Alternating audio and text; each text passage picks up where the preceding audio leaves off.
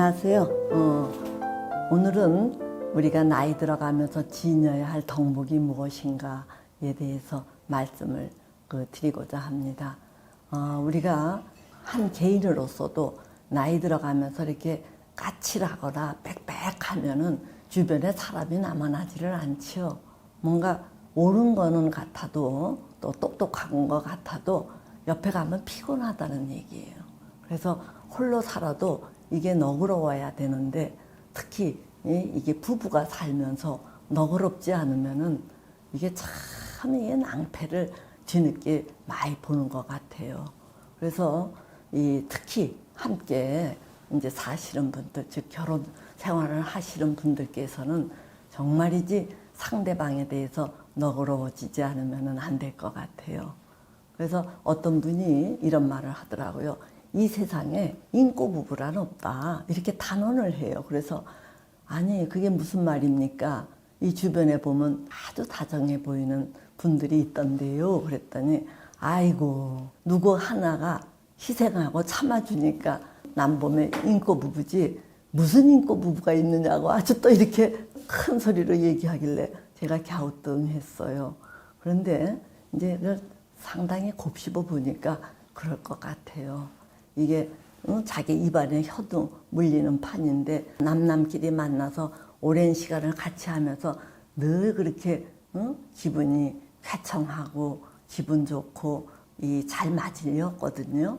뭔가 이렇게 잘 나가다가도 뭔가 삐걱하고 야속하고 정말 밉상이고 이럴 때가 많다는 얘기예요. 그런데 그럴 때마다 그 입 바른 소리를 하면 못 살지요. 그러니까 한 사람이 아이고 하고 넘어가 주니까 남보면 인고 부부로 보이는 거지. 그걸 정말 이 내면을 들여다보면은 수시로 이 전쟁을 하고 터지지 않은 폭탄들을 갖고 사는 거지. 이 정말 찰떡궁합처럼 잘 맞는 부부가 얼마나 있을까 이런 생각을 합니다. 이제 얼마 전에 그 60대 중반 이제 부부가 왔는데 뒤늦게 이 부인이 남편에게 이혼장을 보낸 거예요. 그러니까 이 남편이 뭐 부인이 난 못 살겠다 해도 아이고 저게 무슨 희한한 소리 하고 있네 하고 그걸 뒷전등으로 들은 거예요. 근데 부인이 가정법원에 이거 접수를 시키고 못 살겠다 이렇게 하니까 이제 남편이 이게 그냥 하는 말이 아니구나 하고 이제 그참에 이렇게 보면서 뭐가 문제냐 하고 이 남편은 어리둥절하면서 이제 싸운 거예요. 소장을 받은 남편은 아주 황당해 하면서도 이 부인하고 싸웠는데 이 부인은 그동안 이제 이 남편에 대해서 아주 못마땅한 게 많았지만 그 아들을 키울 욕심으로 이게 꾸역꾸역 참으면서 그동안 사는 거예요. 그런데 이제 두 아들이 다 장가를 가고 나자 이 부인이 이제는 뭐 더 이상 못 살겠다. 이제는 혼자 살겠다. 아주 이렇게 각오를 다진 거예요. 그러니까 이 남편이 뒤늦게 상담이라도 받아보자. 그래서 남편이 이 아내를 이제 끌고 오다시피 한 거예요. 그래서 이렇게 들어보니까 그동안 남편이 참 그 인색하게 굴긴 했더라고요. 부인이 아프다 그래도 데리고 병원에 갈 줄 모르고 여행을 가고 싶다 그래도 나는 일하느라고 바빠서 못 가니까 당신 친구들이랑 다녀와. 또는 친정 올케랑 다녀와. 뭐 이런 식으로 이 부인에게 시간, 관심 이런 걸 내주질 않았어요.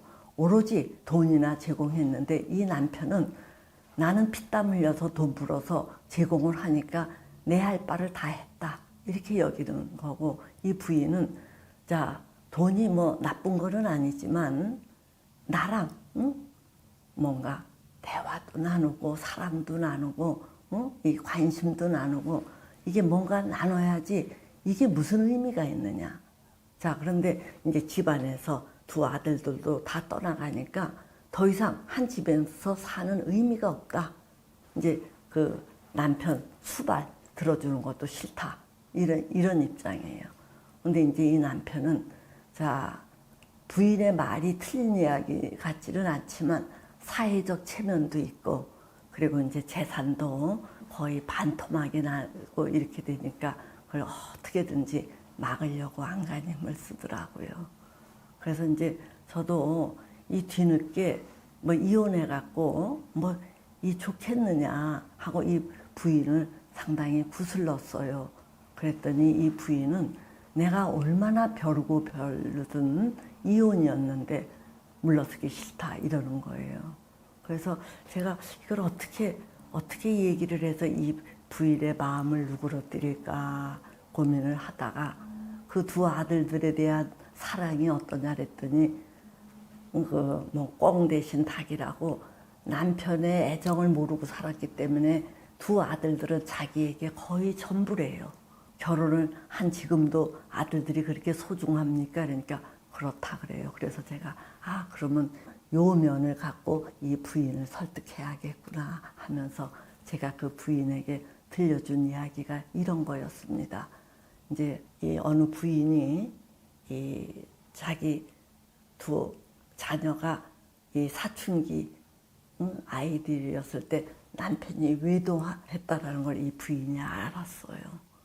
이게 부인이 굉장히 자존심에 상처를 받았는데 이 부인이 그 당시 생각하기를 남편은 얼마든지 내가 버릴 수 있는데 어쨌든 애들에게는 아빠라는 얘기예요. 그래서 이 애들이 장성할 때까지는 미우나 고우나 저 아빠가 있어야겠다라는 생각으로 이 부인이 아들들이 클 때까지 독하게 버텼어요. 그러자 이제 아들이 다 컸고 장가를 가게 되면서 이 부인이 정말 한 15년 전에 그 전부터 이제 한 집에서 별거를 했던 남편하고 드디어 이혼을 한 거예요. 그래서 이제 이 부인은 사회에 활동을 하면서 이제 홀로 씩씩하게 지내는데 이상하게 이 아들이 뭔가 이게 명절 때 또는 뭐 처갓집에 갔다 오면은 자기 부인하고 싸우는 거예요, 큰아들이. 그래서 이게 자꾸 이제 큰아들이 부인하고 싸우니까 이게 어떻게 해서 이제 그 어머니가 그 며느리하고 아들을 제게 데리고 온 거예요. 그래서 제가 이게 뭐 때문에 이렇게 싸우는가 하고 이렇게 보니까 이 아들이 이제 명절 때가 되면 부모님께 인사를 드리잖아요.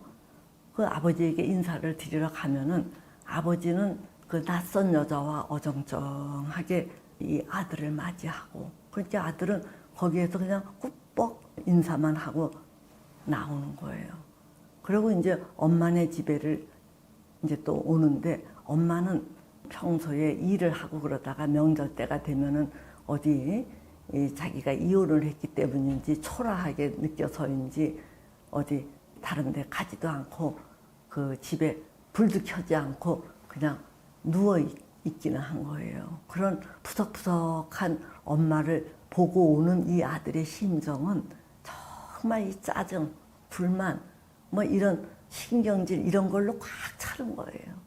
그런데 처갓집에를 가면은 이 장인 장모가 잘 음식을 차려놓고 화사하게 차려입고 이 사위와 딸을 맞이하는 거예요. 그러니까 뭔가 이 처갓집에를 갔다 오면은 자기 부모하고 이 대비되는 이 처갓집 분위기에 자기도 모르게 막 짜증이 나서 이 아내랑 싸우는 이런 일들이 벌어지더라. 그러면서 우리 한국에서는 특히 한국 사회에서는 시집 갔다고 장가 갔다고 이 부모 역할이 끝나는 게 아니라 죽을 때까지 부모는 부모다. 그래서 이 아들들을 사랑한다면은 부디 이 남편을 어여쁘게 여기고 그냥 봐줘라. 그래도 이 부인이 잘 말을 안 듣더라고요. 그래서 제가 이제 그때부터는 이 부인의 허물도 아주 매섭게 꼬집었어요. 당신이 남편이 그렇게 뭘 모르고 그렇게 부인에게 몰인정하고 돈만 벌어다 주면은 그때부터 격렬하게 싸워서 내 남편인데 내 남자인데 서로 맞추도록 노력하지 뭘 그걸 입국 다물고 30년 이상 참다가 이제 와서 그러느냐. 그러니까 남편이 뭘 모르고 그렇게 인색하게 구른 데에는 당신의 목도 만만치 않다. 그러니까 남편이 잘못한 게 한 60이라면 당신도 한 40% 정도는 잘못이 있는데 뭘 그렇게 고집을 피우느냐고. 도대체 연민을 좀 갖고 남편을 측은하게 불쌍하게 뭘 몰라서 그러려니 하고 좀 봐주지 뭐 이제 와서 뻑뻑 이혼을 하겠다 그러느냐고. 이제 막 뭐라 그랬더니 이 부인이 저를 흘겨도 보고 또 눈물도 짓고 뭐 이렇게 했는데 결국은 이혼을 안 했어요. 이런 예도 있고 또 다른 예는 이분네들도 한 50대 중반 정도 됐는데 부부싸움이 잦더라고요. 그래서 뭐 때문에 이제 잦은가 하고 이렇게 보니까 부인네는 조금 부잣집 딸이었고 이 남편은 아주 가난한 집의 아들이었는데 그래도 이 남자가 아주 공부를 출중하게 잘했더라고요. 근데 어쨌든 이제 연애를 하고 결혼을 했는데 이 남자네 집안에서는 뭐 하나 도와준 게 없어요. 집도 가난하고 그러니까 이제 여러 형제들의 장남으로서 뭐 받은 것도 없고 그러는데 그래서 이 살림을 차릴 때 이 처갓집에서 거의 다 이 도와준 거예요. 그래서 이제 어쨌든 결혼을 해서 사는데 이 남자가 아주 돈을 잘 벌어요. 이 치밀하기도 하고 이게 이 돈 버는 수완이 있는 것 같더라고요. 그래서 이제 이 남자가 점점 돈을 버는데 이 친가 쪽에서 자꾸 아쉬운 소리를 해요. 응? 이번에 네 동생이 대학을 가게 됐다. 또는 네 아버지가 이 수술을 하게 되었다. 또는 뭐 이 조상의 무덤을 이렇게 단장을 해야 된다. 자, 이런 식으로 자꾸 이렇게 이제 돈에 대한 그 아쉬운 소리 좀 요구가 들어오는데 이 부인의 입장에서는 아니 우리 결혼할 때 땡전 한 푼 도와주지 않았는데 뭘 그렇게 아쉬운 소리를 하느냐. 또 그럴 때마다 덥석덥석 도와주는 남편은 뭐냐. 이제 이런 식으로 자꾸 싸우는 거예요. 근데 이제 이 남편은 뭐 이렇게 부모님을 썩 좋아하지도 않더라고요. 그렇긴 하지만 그 집안의 장남으로서의 그 의식 같은 게 한국인이기 때문에 꽤 있어요. 그러니까 이제 뭔가 부모님이나 동생들이 손을 벌리면은 뭐 돈이 없는 것도 아니니까 이렇게 주는 거예요. 그럴 때마다 이 부인이 이제 토를 달고 그게 싸움이 되니까 이 부부가 함께 저에게 온 거예요. 그래서 제가 이렇게 들어보니까 이 남편의 입장이 오히려 이해가 가요. 그래서 제가 그 부인에게 자, 친정에서 의도운 돈 나눠주겠다는 것도 아니고 남편이 지금 돈을 잘 벌어서 자기 본가에 도와주는데 남편이 벌어서 도와주는 돈인데 뭐 그거에 그렇게 쌍심지를 세우느냐. 그러면서 그냥 모른 척 해라. 이렇게 당부를 했건만 이 부인이 그거를 자기는 이 고루한 사고방식의 남편도 이해가 안 된다. 이러면서 좀 택택거리더라고요. 제 얘기 안 들었는데 제가 뭘 어떻게 하겠어요. 자, 그런데 몇 년 뒤에 이 부인이 우울증을 심하게 앓는다면서 왔어요. 왔는데 이제 어떻게 된 일이냐 하고 물었더니 이제 약을 먹고 있는데 약 먹어갖고 될 일이 아닌 것 같아서 찾아오기는 했다 그래요. 그래서 그래 어떻게 된 일입니까 하고 물었더니 결국은 남편과 싸우다가 이 부인이 이혼 카드를 내밀었다는 거예요. 이혼 카드를. 그러니까 남편이 그래 그러면 이혼하자 이렇게 나오더래요.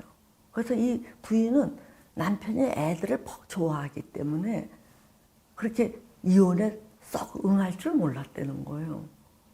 그래서 이 부인이 다시금 자, 우리가 이렇게 시작할 때부터 친정에서 도움도 많이 줬는데 당신 돈을 나에게 다 줄 수 있느냐 그랬더니 남편이 그래, 네가 원하면 내가 가진 돈 대부분을 주구만 이렇게 됐다는 거예요. 그러니까 이 부인이 더 이상 거기에서 뭐 다른 카드를 더 내밀 수가 없어서 하는 사이에 이혼을 한 거예요. 그리고 이 재산 분할이랄 것도 없이 남편이 거의 이 많은 돈을 이 부인에게 줬다는 거예요.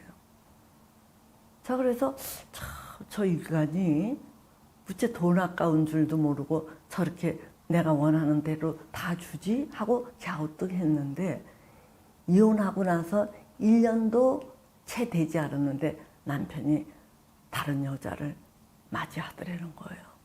그때서야 우리 남편이 이 여자를 사귀고 있었구나 이런 의심이 가는데 이미 이혼도 되어 있고 또 그 여자와 결혼도 한 입장이니까 이미 사귀고 있었던들 이제 와서 뭐 어떻게 할 수 있는 게 아무것도 없더라는 거예요.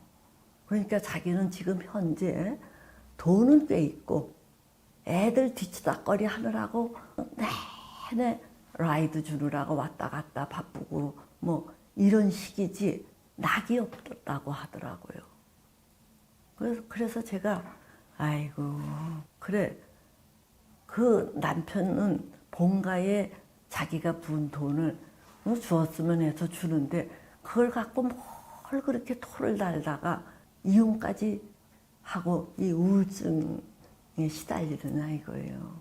그래서 제가 그 부인에게 참 뭐 이제 와서 뭐라 그러게 그래서 제가 참 딱하다는 생각이 들면서 그래 이제 이 부인이 그 많은 돈을 갖고 쓸 데도 사실 없는 거예요. 어디를 가더라도 누구와 같이 가야 재밌지 혼자 무슨 재미로 가겠어요. 그래서 제가 우리가 이제 나이 들어갈수록 내 고집대로가 아니라 한 번, 두 번 얘기해도 그 상대가 자기 식대로 하고 싶으면 그러려니 하고 내버려 둬야 되는 거예요. 그래서 우리가 설사 부부로 맺어졌더라도 서로 어느 정도 이게 자유로워야 또 불편하지 않아야 이 부부간의 이 정도, 사랑도 유지가 되지 서로 불편해하면은 정도 떨어져요. 그러니까 우리가 나이 들어갈수록 나와 다른 특성, 개성의 존재인 배우자를 그 마음에 드느냐 안 드느니 이렇게 할 게 아니라 아이고 그렇구나 응? 이게 자기도 자기 뜻대로 자기를 이끌어가지 못하는 게 우리거든요. 그러니까 이런 것들을 연민으로 바라봐 주시면은 그냥 저냥 한 세상 무탈하게 살 수 있지 않을까 싶습니다. 특히 늦은 나이에 그 이혼한다라는 거는 그 피해가 아주 구석구석 많아요. 그러니까 늦은 나이에 이혼한다라는 거는 함부로 사는 사람네들의 그 일이지 조금 깊이 있게 살고자 하는 사람들은 참으로 조심하셔야 될 사항이 아닌가 이렇게 생각합니다. 예, 오늘은 여기까지